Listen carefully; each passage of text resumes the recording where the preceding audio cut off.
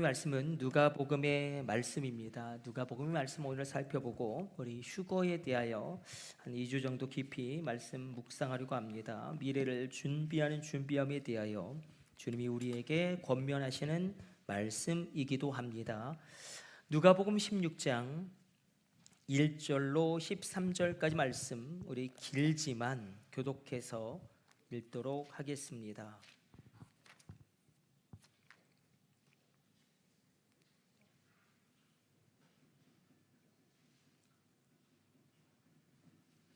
여기가 안 나.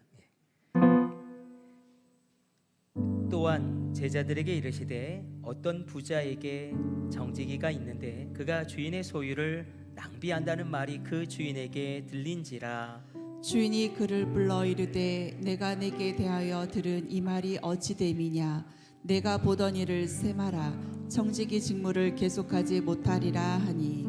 정직이가 속으로 이르되 주인이 내 직분을 빼앗으니 내가 무엇을 할까? 땅을 파자니 힘이 없고 빌어먹자니 부끄럽구나.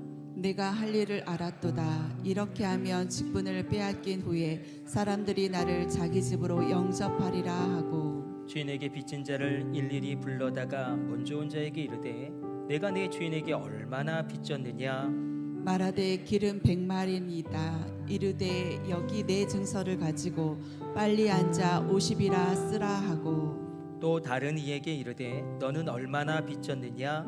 이르되 밀 100석이니이다. 이르되 여기 내 증서를 가지고 80이라 쓰라 하였는지라. 주인이 이 옳지 않은 청지기가 이를 지혜 있게 하였으므로 칭찬하였으니 이 세대의 아들들이 자기 시대에 있어서는 빛의 아들들보다 더 지혜로움이니라.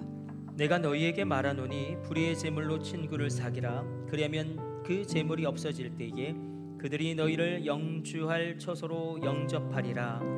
지극히 작은 것에 충성된 자는 큰 것에도 충성되고 지극히 작은 것에 불의한 자는 큰 것에도 불의하니라. 너희가 만일 불의한 제물에도 충성하지 아니하면 누가 참된 것으로 너희에게 맡기겠느냐? 너희가 만일 남의 것에 충성하지 아니하면 누가 너희의 것을 너희에게 주겠느냐? 우리 같이 읽습니다. 집 하인이 두 주인을 섬길 수 없나니 혹 이를 미워하고 저를 사랑하거나 혹 이를 중히 여기고 저를 경히 여길 것임이니라. 너희는 하나님과 재물을 겸하여 섬길 수 없느니라.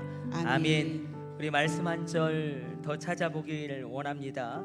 우리가 미래에 대한 말씀을 나눌 때에 끝까지 반복되어지는 말씀이기도 하고 계속 우리가 묵상할 말씀이기도 합니다. 마태복음 25장 13절 말씀 우리 찾아가서 같이 읽도록 하겠습니다.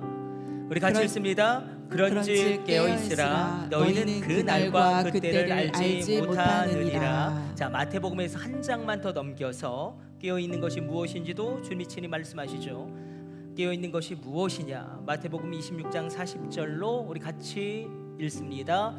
제자들에게 오사 그 자는 것을 보시고 베드로에게 말씀하시되 너희가 나와 함께 한 시간도 이렇게 깨어 있을 수 없더냐. 아멘.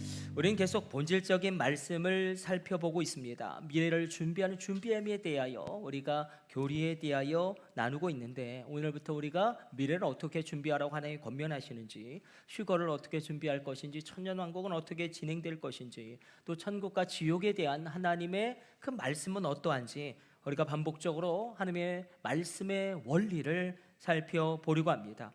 그래서 오늘 주님이 촉구하고 계신 것은 미래를 준비하라라고 말씀하십니다.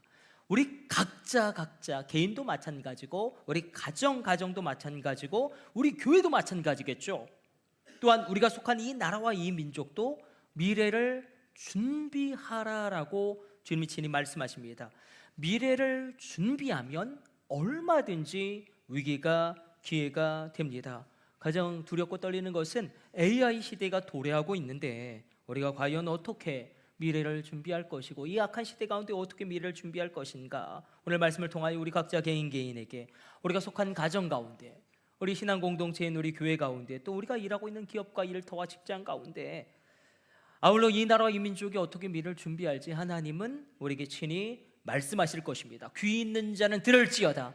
그래서 오늘 결론부터 말씀드리면 우리 신앙 공동체, 우리 교회에게 계속 말씀하시는 것은 무엇입니까? 우리가 어떻게 미래를 준비할 수 있죠? 우리가 다음 세대를 일으킴으로 미래를 준비하게 될 것입니다.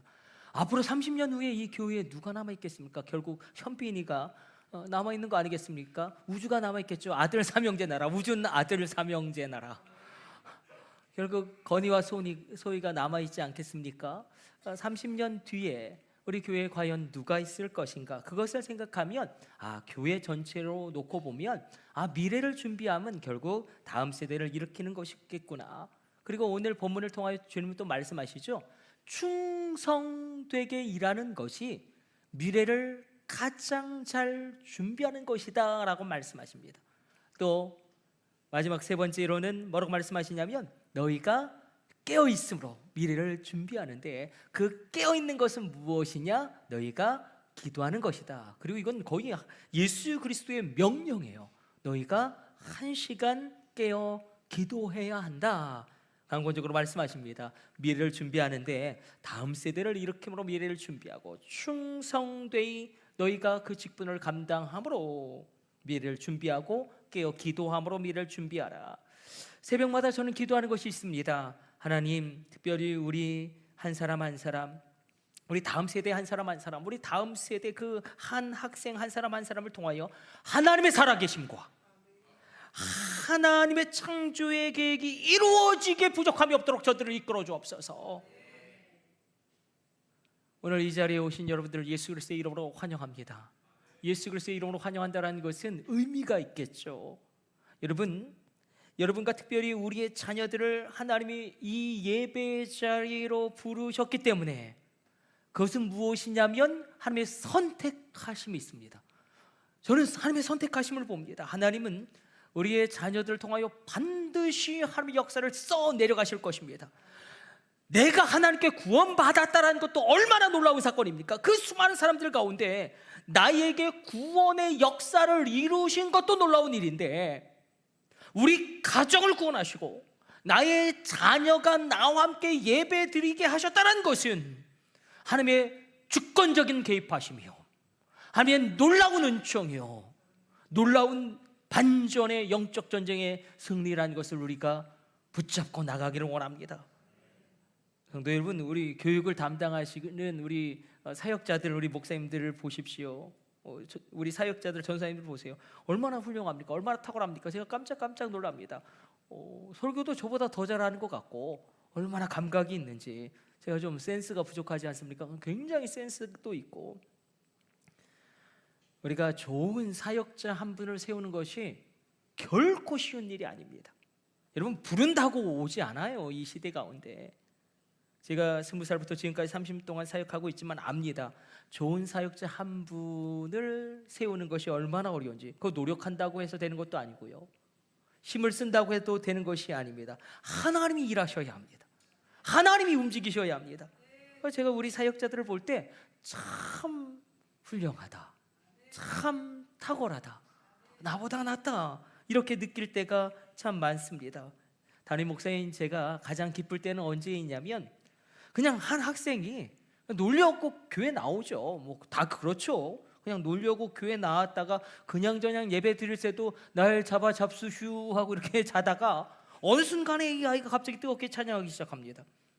주여 삼창으로 부르짖기 시작해요. 그러다 예수님을 만나고 기도하는 시간이 길어지고 그리고 그 말이 달라지고요.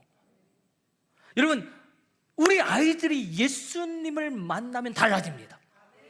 우리 아이들이 예배자가 되면 변화됩니다. 기도하지 않았던 아이들 입술 가운데 기도가 터져 나오고, 입을 닫았던 아이들이 입을 열어 찬양하기 시작할 때에 말씀에 닫혀있던 저들이 말씀이 흘러 들어가는 것을 체험할 때, 여러분, 목사인 저는 얼마나 감격스러운지 모릅니다. 우리가 60여 년 전에 대화동의 창고에서 우리 교회를 세우신 하나님의 분명한 뜻이 있지 않겠습니까? 하나님이 이 교회를 세우셨습니다. 다음 세대를 세우는 놀라운 그 사명을 우리에게 허락하셨습니다. 그래서 우리가 방주의 사명을 감당해야 됩니다.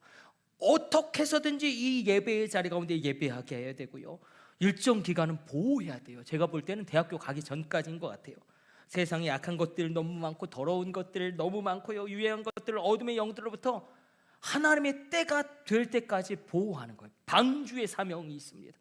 방주의 사명. 하나님의 때가 되면 세상에 나가야 됩니다. 맞서 싸워야 하고요, 세파를 거슬러 올라가는 믿음의 사람이 될 것입니다. 그러나 그 때가 이르기 전까지 우리 자녀들을 방주 안에서 보호해야 돼요. 창조론을 이야기해야 되고요, 동성애를 하나님이 기뻐하지 않는다고 이야기하고요, 그리고 분명한 말씀의 원래의 기준을 반복해서 이야기할 때 우리가 미래를 준비하는 다음 세대를 일으켜 나가게 될 것입니다. 우리 아이들 다릅니다. 한번 보십시오. 세상에 나갈 때 저들이 어떻게 달라지는지, 믿음의 사람들이 어떤가를 분명히 보여주는 아이들이 될 것입니다. 여러분 보십시오. 반드시 그렇게 됩니다. 우리 아이들이 예배하는 제사장이 됩니다. 우리 아이들이 예배할 때 방언이 터지고요, 놀라운 광채의 현상도 일어나고 성령의 역사도 일어나고, 우리 아이들 세상의 아이들과 다릅니다. 하나님이 우리 교회 가운데 수많은 언약의 약속을 주셨지만 너희의 자녀를 내가 들었으리라 하신 그 말씀은 반드시 실현되어지며 나의 자녀를 통하여 이루어지게 될 것입니다. 저들을 통하여 부흥한국이 이루어지게 될 것입니다. 저들을 통하여 놀라운 하나님의 백성들이 돌아오게 되어지는 그 일들을 하나님이 친히 이루실 것입니다. 그래서 우리가 늘 기도하는 거예요. 미래를 준비하는, 다음 세대를 세움으로 미래를 준비하는 것입니다. 오늘 본문에서는 또 다른 시야를 열어주시죠. 오늘 주님 말씀하신 이 불의한 청지기의 비유는 도덕적인 관점으로는 해석되지 않고 윤리적인 관점으로도 이해할 수가 없습니다. 왜냐하면 주님이 이 불의한 청지기를 칭찬하셨기 때문에 그렇습니다. 이 불의한 청지기가 칭찬을 받는데 지혜로웠다. 그 삶의 태도가 지혜로운 것만큼은 칭찬하신다라는 것입니다. 이 불의한 청지기 비유는 여러분들뿐만 아니라 설교자인 저도 당황하게 하는 본문입니다. 아니, 이 사기꾼, 이 범죄자를 칭찬하신단 말입니다. 그러므로 여기 비유의 전복이 담겨져 있습니다. 그러니까 의미를 완전히 뒤집어 엎는.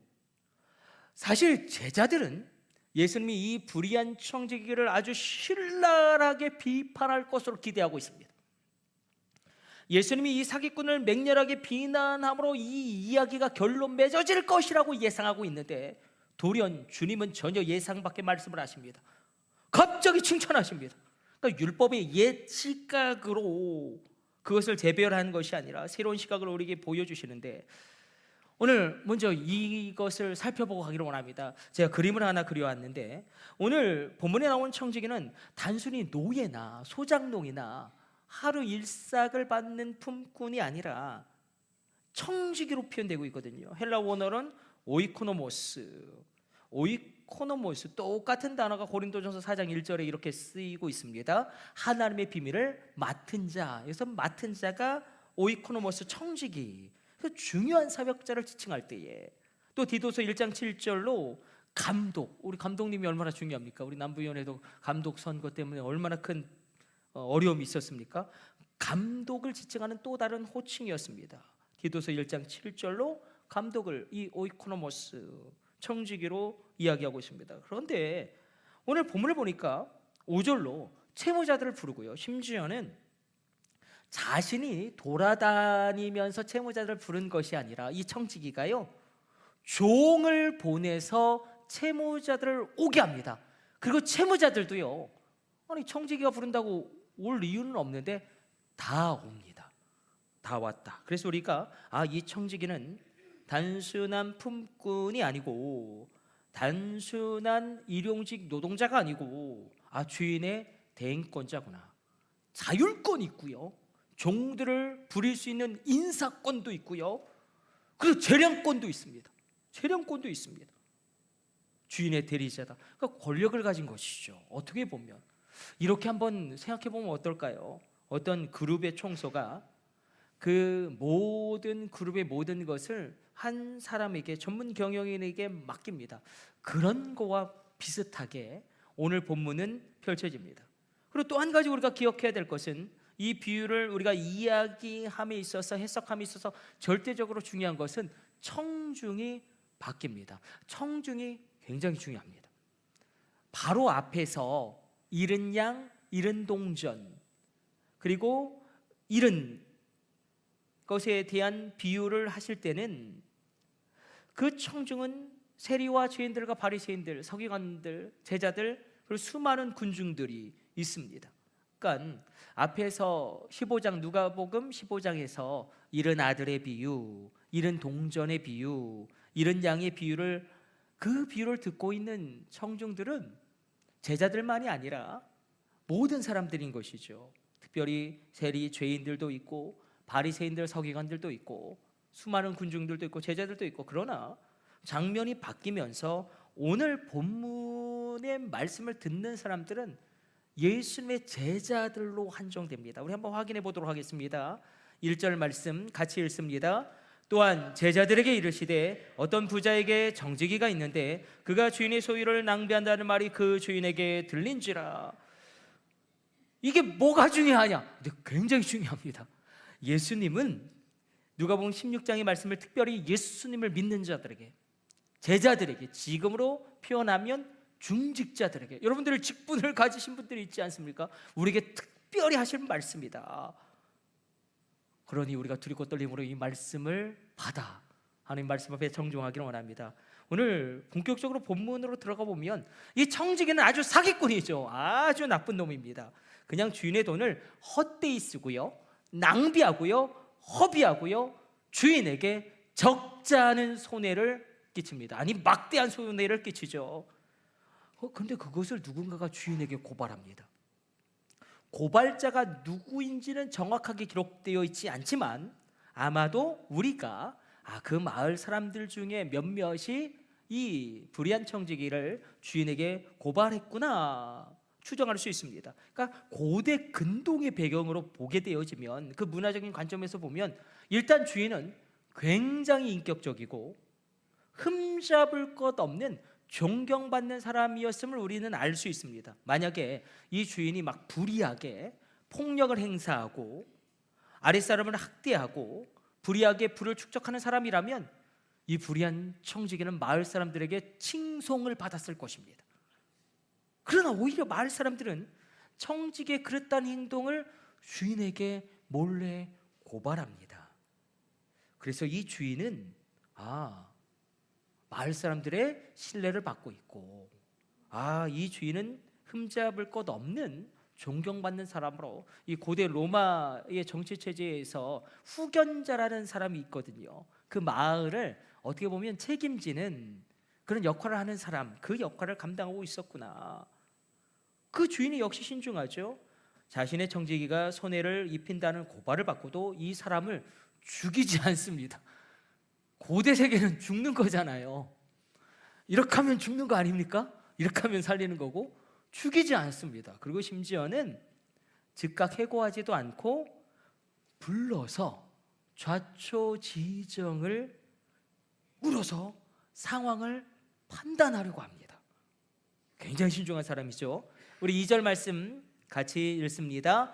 주인이 그를 불러 이르되 네게 되어 들은 이 말이 어찌 됨이냐? 내가 보던 일을 세마라. 청지기 직무를 계속하지 못하리라 하니 어찌 됨이냐? 어째 너는 이렇게 행했느냐? 물론 실망과 책망을 드러내지만 죽이지는 않습니다. 그러니까 그때 이 청지기가 침묵합니다. 침묵한다는 것은 이 고대 근동, 특별히 셈족 언어, 이 히브리어를 사용하는 사람들에게서 침묵은 동의를 뜻하기 때문에 자신이 불의하고 주인에게 손해를 끼쳤음을, 그것도 막대한 손해를 끼쳤음을 동의한 것입니다. 그런데 우리가 긴장하면서 읽어야 할 것은 주인이 이렇게 이야기합니다. 내가 보던 일을 세마라. 내가 보던 일을 세마라. 세만다라는 것은 한번 조목조목 따져서 결산해 보자라는 뜻이죠. 우리 주님도 분명히 우리에게 물으실 것입니다. 하나님 앞에 섰을 때에 너희 인생을 한번 결산해 보자. 조목조목 따져서 주님이 정말로 우리가 정말 부끄러운 구원을 받는다면 난 너희 인생에 대하여 가치를 부여할 수 없다. 그냥 구원만 받는 부끄러운 구원 가운데 머무른다면, 여러분 신앙은 철저하게 1인칭입니다. 하나님 앞에 나 홀로 섭니다. 그때에 너 정말 너 인생을 허비했구나. 이렇게 우리가 책망받지 않는 인생을 살아가야 되지 않겠습니까? 그런데 우리가 또 하나 여기 짚고 넘어갈 것은, 제가 다시 한번 그림을 그려왔는데 한번 그림 띄워줘 보세요. 내가 보던 일을 세마라. 여기서 세마다라는 것이 톤 로곤, 사실은 명사형으로 쓰여지고 있거든요. 로곤, 결산하는데, 결산한다, 조목조목 따져서 결산하는데, 근데 이 로곤이라는 단어는 어원이 로고스입니다. 로고스는 말씀이거든요. 조목조목 따져서 너의 인생을 결산하는데, 너의 행동을 결산하는데 무엇으로 결산합니까? 말씀으로. 그러므로 말씀을 붙잡고 살아가시길 축복합니다. 어떻게 말씀대로 안 사라지죠? 성령이 우리 가운데 충만하게 되어지면 말씀대로 살게 되어지는 은혜가 열립니다. 누릴지어다, 체험할지어다. 내가 보던 일을 세마라. 무엇으로? 말씀으로 그것을 결산해 보자. 그러나 또 한 가지 의미가 있습니다. 이 로고는 회계장부라는 뜻이 있어요. 더 어카운트라는 뜻이 있기 때문에, 그러니까 너 해고당했으니까 회계장부를 한번 가져와 봐라. 곧 회계장부를 반환하겠다. 주인의 해고가 통지되어지는데, 그러나 지금 이 회계장부를 아직까지는 이 불의한 청지기가 가지고 있는 것입니다. 그럼 여기서 우리가 질문해야겠죠. 이 회계장부를 청지기, 불의한 청지기가 가지고 있을 수 있는 시간은 어느 정도일까? 이게 뭐가 중요합니까, 목사님? 굉장히 중요해요. 막강한 스칼라십을 가진 이 케네스 이 베일리라는 신약학자가 중동에서 60년 동안 살면서 비유를 연구했습니다. 그래서 이걸 계산해냈어요. 이 고대 근동 셈족의 문명권 아래서 주인과 청지기와 종들, 그러니까 주인이 있고요, 청지기가 있고요, 종들이 있거든요. 그 권리를 아주 깊이 연구하고 그것을 계산해냈는데, 이 청지기가 회계장부를 가지고 있을 수 있는 시간은 어느 정도의 시간이냐? 여러분, 이 청지기가 자신의 권한을 행사할 수 있는 시간은 어느 정도 될까요? 얼마나 남아있을까요? 베일리라는 학자는 그것을 1시간에서 2시간으로 분석합니다. 1시간에서 2시간 정도. 이런 일들의 신뢰를 연구하다가 발견하게 된 것이죠. 예레미야스란 예수님의 비유의 대가도 이 급박함을 이렇게 표현합니다. 이건 시간의 요구다. 시간의 싸움이다. 급박하고 절박하게 몰아쳐오는 시간의 싸움이다. 여러분, 우리도 마찬가지입니다. 여러분, 이 마지막 시기, 이 시기를 놓치면 한국교회가 일어날 수 없게 될 것입니다. 굉장히 중요한 시기죠. 민족적으로도 마찬가지죠. 이 시기에는 특별히 우리가 기도해야 합니다. 대파국이 임박했다. 위기에 봉착한 그리스도인들에게 주님이 주시는 거예요. 우리도 마찬가지입니다. 이 위기 가운데, 우리 삶이 뿌리째 뽑히는 이 위기 가운데 너희가 말씀대로 과감하게, 단호하게, 그러나 지혜롭게 행동해라. 시간이 많이 남아있는 것 같지만 많이 남아있지 않다는 것입니다. 우리 다음 세대도 마찬가지죠. 지금 놓쳐버리면 한국교회는 더 이상 소망이 없습니다. 우리 지방이 26개 교회가 있고 총회 연회 가는 인원을 뽑을 때 늘 우리가 법을 하나 바꿨어요. 우리가 원론이 돼가니까 다 노령화되거든요. 목사님들도 노령화. 저도 거의 막내라니까요. 우리 지방에서. 놀라지도 않으시네. 제 나이가 이제 50인데 거의 막내예요. 제 친구는 막내예요. 50인데.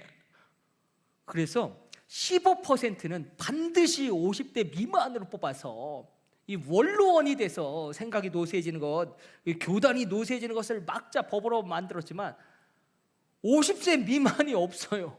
연회 보낼. 그래서 이번에도 그냥 연회에 50세 미만 없다, 그렇게 보고했어요.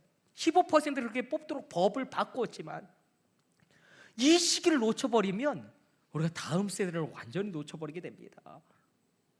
이 시간이 많지가 않다는 거예요. 우리 개인적으로도 주님을 위해 충성할 시간이 많은 것 같지만, 그러나 그렇지 않습니다.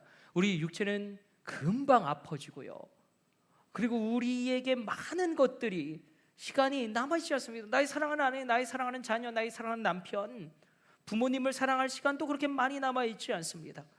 어쨌든 이 불의한 청지기 주인에게 통보를 받는데 해고 통보를 받습니다. 그리고 고민에 빠지죠. 내가 무엇을 해서 먹고 살 것이냐, 내가 소장농이 되어 땅을 파자니 경험도 없고 실력도 없고 이것 도저히 승산이 없구나. 그렇다고 빌어먹자니 그것도 부끄럽구나.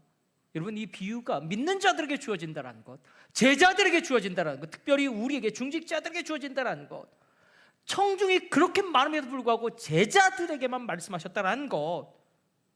우리도 해고 통보를 받을 때가 있겠죠. 우리 직장에서도 아직 일할 나이인데 책상을 빼버리고 그만두라고 할 때도 있겠고, 은퇴를 해서 일할 수 없을 때도 있겠고, 그러나 내 인생 전체의 해고 통보를 받는 날이 반드시 옵니다. 하나님께서 너 인생의 책상을 이제 뺄 때가 됐다, 너 나에게로 와라. 아니, 하나님이 오라고 하면 우리가 오늘이라도 가야 되는 게 우리 인생이지 않습니까? 그럼 하나님 만날 준비가 정말 되어 있느냐 내가. 자, 불의한 청지기에게 남아있는 시간은 1시간에서 2시간 정도밖에 없어요. 그러나 아주 발빠르게 움직입니다. 아주 자기에게 권한이 남겨져 있는 그 시간이 채 1시간, 2시간밖에 되지 않지만, 자기가 회계 장부를 관리하고 가지고 있을 시간이 1시간, 2시간밖에 남지 않았을지라도 모든 채무자들을 부릅니다. 종들을 통해서. 그리고 얼마나 집요한지 1대1로 만나요. 뭐라고 이야기하냐면, 당신 얼마를 빚졌습니까? 그때 제가 기름 100마를 빚졌습니다. 그때 뭐라고 이야기하냐면, 이게 빨리 50마리라고 고쳐 쓰십시오. 나 자기가 쓰지 않아요. 또 채무자에게 쓰게 합니다. 공범을 만들어 버리는 거예요. 굉장히 탁월해요. 얼마나 교묘한지. 50말 아무것도 아닌 것 같지만 이게 거의 기름 50말은 500데나리온인데 2년치 연봉입니다. 여러분들 2년치 연봉을 합쳐보세요. 어떤 분들은 뭐 5천 정도도 될 수 있겠고 1억도 되겠죠. 그거 탕감해 주는 거예요. 더 나쁜 짓을 하는 것입니다. 또 다른 사람을 1대1로 만나고, 당신 얼마를 빚졌습니까? 밀 100석입니다. 더 화폐 가치가 이제 더 커지는 것이죠. 어서 빨리 밀 80석으로 쓰십시오. 근데 주님이 우리 모든 예상을 뒤집어 엎고 이 범죄자를 칭찬하십니다. 너희도 그리고 그렇게 지혜로워야 한다 말씀하십니다. 이 해석에 난이함이 있는데, 한번 우리 궁금증을 가지고 8절 같이 읽어보도록 하겠습니다. 주인이 이 옳지 않은 청지기가 이를 지혜 있게 하였으므로 칭찬하였으니 이 세대의 아들들이 자기 시대에 있어서는 빛의 아들들보다 더 지혜로움이니라. 물론 주님도 이 청지기가 잘못했다라고 이야기하십니다. 왜냐하면 불의한 청지기다라고 그 정체성을 규정하시기 때문에. 그러나 칭찬하시는데 왜 칭찬하시냐면, 다른 것을 칭찬하는 게 아니에요. 그건 도덕적인 관점으로 해석되지 않고 윤리적인 관점으로도 우리가 이해할 수 없습니다. 오직 미래적인 관점으로 한번 바라봐야지만 보일 수 있는 하나님의 마음을 보게 됩니다. 인생의 위기가 닥쳐오는데 이 불의한 청지기는 준비했다는 거예요. 미래를. 그 태도만큼은 지혜로웠다. 미래를 준비한다라는 그 태도만큼은 지혜로운 것이 아니냐.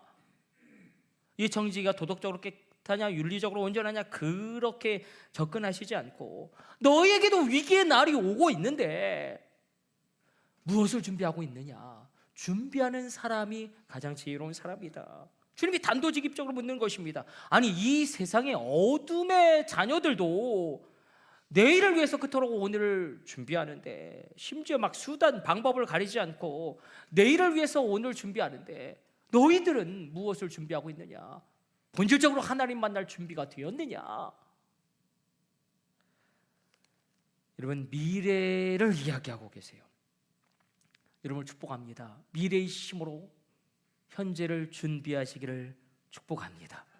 미래의 힘으로 현재를 바라보시기를 또한 축복합니다.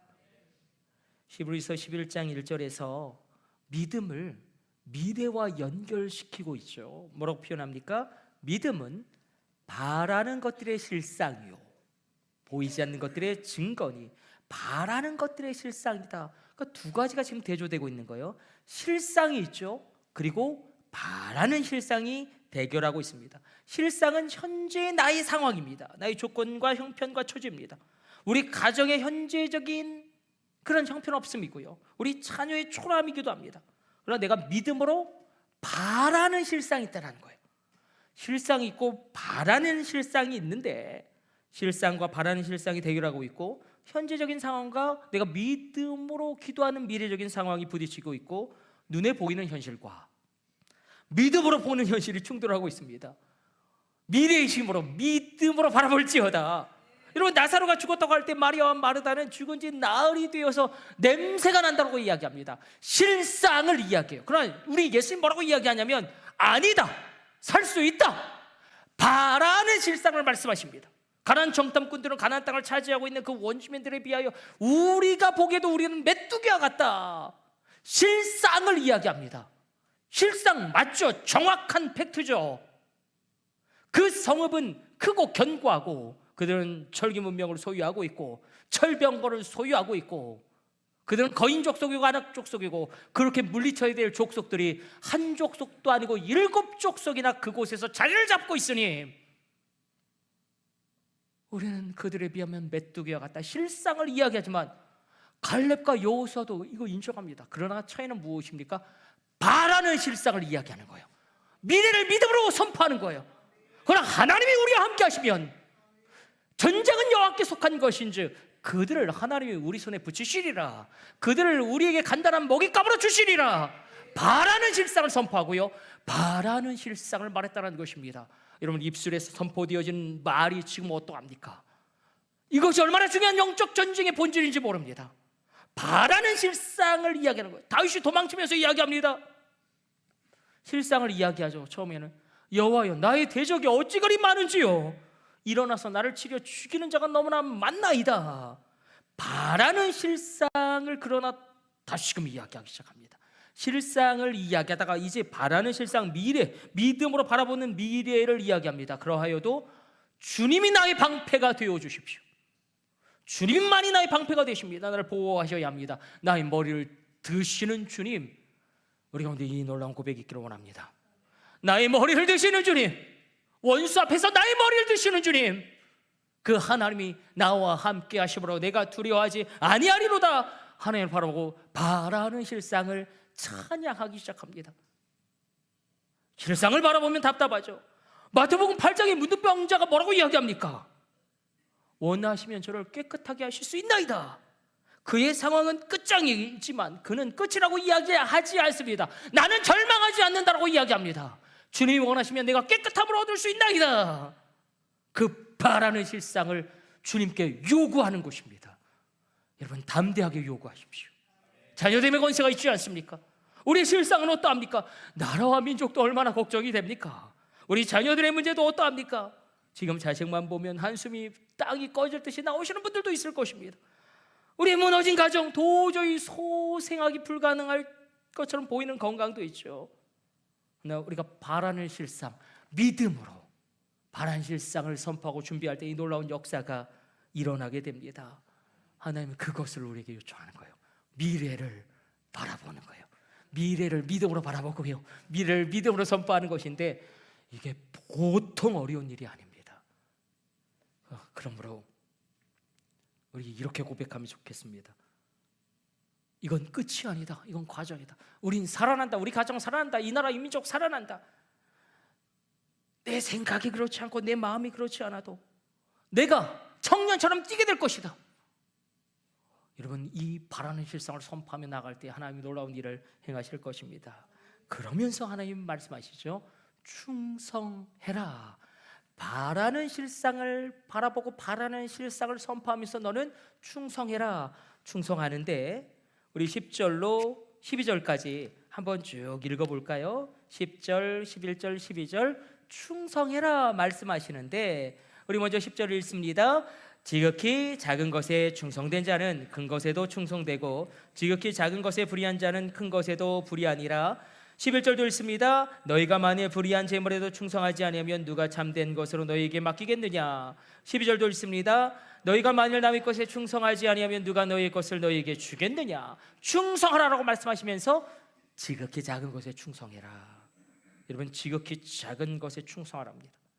지극히 작은 일, 어떤 일들이 있을까요? 내 신분, 그리고 나의 나이, 내 직분으로 볼 때 내가 그 일을 할 만한 나이도 아니고 위치도 아니지만 그런 일들이 있죠. 뭐 설거지라든지 교회 청소라든지 식당 헌신이라든지, 아니면 새 가족이 오면 내가 환하게 인사하는 것도 마찬가지일 것입니다. 상대적으로 보호할 것 없는 그 일을 충성하는 것이 미래를 준비하는 것이고, 또 말씀하시죠. 불의한 재물에 충성해라. 불의한 재물에 충성해라. 이것은 무엇이냐면 불의하게 쓰여질 수 있는 재물을 가치 있게 사용해라. 우리 주님은 눈에 보이는 물질을 어떻게 사용하느냐를 바라보시고, 이게 역전이죠. 눈에 보이지 않는 영적인 것들을 막신다라는 것입니다. 제자들에게 하신 말씀이에요. 눈에 보이는 물질을 어떻게 사용하느냐를 바라보시고 눈에 보이지 않는 영적인 영역도 막히신다. 얼마나 들고 떨리는 말씀입니까? 그리고 12절로 이렇게 말씀하시죠. 충성해라. 남의 것에도 충성해라. 남의 것이 있죠. 우리가 가령 평사원이라면 내가 고용자지만 경영자처럼 그렇게 회사에서 일한다는 것, 그것도 남의 것에 충성하는 것인데, 주님이 주시는 외침 분명합니다. 남의 것에 충성하면 너의 것도 내가 맡기리라. 이것도 쉽지 않습니다. 충성해라. 그리고 오늘 미래에 대한 말씀이 나오면 빠지지 않는 말씀으로 오늘 설교 말씀 마치려고 합니다. 미래, 휴거, 천년왕국, 마지막 때, 이것을 언급하면 반드시 주님이 우리에게 계속 반복해서 주시는 말씀이 있습니다. 마태복음 25장 13절 말씀, 우리 다시 한번 찾아서 읽어보도록 하겠습니다. 우리 마태복음 25장 13절, 그런즉, 같이 읽습니다. 그런즉 깨어있어라. 너희는 그 날과 그때를 알지 못하느니라. 깨어있어야 한다. 깨어있는 게 그럼 무엇이냐? 오늘 우리가 읽지 않았습니까? 마태복음 26장 40절 말씀도 우리 같이 읽어보도록 하겠습니다. 제자들에게 오사 그 자는 것을 보시고 베드로에게 말씀하시되 너희가 나와 함께 한 시간도 이렇게 깨어 있을 수 없더냐? 너희가 나와 함께 한 시간도 깨어 기도할 수 없더냐? 미래를 향하여 말씀하실 때 우리에게 늘 당부하시는 말씀, 이것은 반복되어집니다. 깨어 있어라. 어떻게 깨어 있는 것이냐? 기도함으로 깨어 있어라. 성도 여러분, 제가 중2 때 예수님을 성령으로 체험하였습니다. 그때 우리 전도사님들이 참 훌륭했던 것 같아요. 전도사님이 그렇게 말씀하셨어요. 학교 가기 전에 교회 와서 기도, 학교 끝나고 와서도 교회 와서 기도해라. 근데 우리는 다 순종했는데 이건 참 감사한 일이에요. 우리 교회 역사를 되짚어 볼 때 정말 감사한 것은, 정말 훌륭하신 전도사님, 목사님들이 교육을 담당했음을 고백하지 않을 수가 없습니다. 영맥이 있지 않습니까? 영맥이 지금도 흘러내려가고 있습니다. 그래서 저도 주님의 성전에서 매일같이 기도했어요. 그런데 길게 하지는 못했던 것 같아요. 11개월 그렇게 기도했던 것 같아요. 주님의 성전에서 홀로 기도하는 것이죠. 그런데 성전을 떠나고 싶지 않았어요.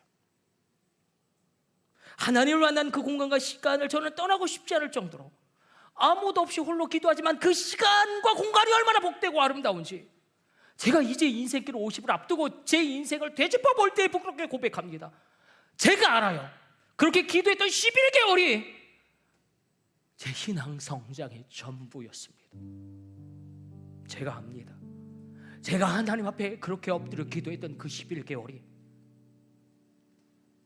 제 영적인 절정이었어요.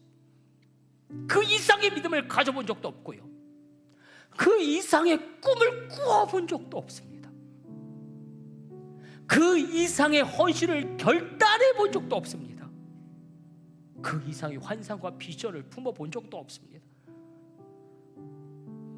어제 설교를 준비하면서 다시 엎드려 기도했습니다. 하나님, 제가 중학교 2학년 그 기도하던 11달보다 더 큰 꿈을 주옵소서, 더 큰 비전을 주옵소서, 더 큰 환상을 주옵소서, 더 부어주옵소서, 더 부어주옵소서. 오늘 하나님 우리에게도 말씀하십니다. 저는 우리 중고청 아이들에게도 그렇게 도전하는 것입니다. 부르짖어 소리내어 기도해라. 나의 기도가 내 귀에 들리게 하나님의 보호자에 상달되도록 주님의 성전에 와서 기도해라. 우리 1시간 기도하는 것, 여러분 하루에 1시간 기도하는 아이는요 기적을 일으키지 않으려고 해도 기적을 일으킬 수밖에 없는 인생을 살아갈 수밖에 없음도 인정하시길 축복합니다. 하루에 이 아이가 1시간을 기도하면 그 인생 기적을 체험하지 않을 수가 없도록 하나님이 이끌어 가십니다. 제가 이렇게 설교하면 이렇게 반문하시는 분들도 있을 것입니다. 아니 공부하는 학생이 공부해야죠. 그렇지 않아요. 기도할 때 하나님의 지혜와 총명이 쏟아지고 비전과 꿈과 환상이 부어지고요, 놀라운 통찰력이 허락되어지고 이상과 몽자를 깨달아 알게 됩니다. 제가 체험했어요. 저는 IQ 70밖에 되지 않는 지진아이지만 내가 기도할 때 하나님이 어떤 총명과 지혜를 저에게 부어주셨는지, 사실 저는 지금도 사람 이름을 외우지 못할 정도로 머리가 나쁘지만 그러나 하나님의 법은 세상의 법을 뛰어넘는다. 제가 체험했고 수없이 보았습니다. 기도하면서 공부하는 아이들은 결코 흔들리지 않습니다. 세파가 몰려오고 환란이 닥칩니다. 우리 인생 가운데 반드시 옵니다. 그러나 그것을 돌파합니다. 오늘 이 아침 여러분들에게 강력하게 도전합니다. 우리 아이들만 1시간 기도해야 될까요? 우리가 정말 1시간 기도해야 되지 않겠습니까? 깨어 기도해야 되지 않겠습니까? 나라와 민족을 위하여, 주님의 교회들을 위하여, 우리 자녀와 다음 세대를 위하여, 나의 남은 인생을 위하여 우리 정말 고백해 봅시다. 절대로 믿음으로 고백해 봅시다. 주여 나를 쓰소서.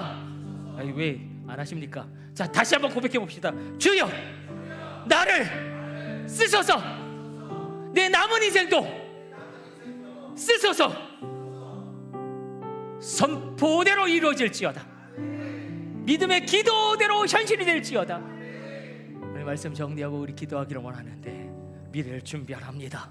다음 세대를 세우는 것이 미래를 준비하는 것이며, 충성됨으로, 지극히 작은 것에 충성함으로, 재물로 충성함으로, 남의 것에 충성함으로 미래를 준비하는 것이고, 그리고 주님은 오늘 다시 한번 말씀하시죠. 깨어 기도함으로 너희가 미래를 준비할 때에 하나님은 반드시 일하시고 반드시 놀라운 일을 행하실 것입니다.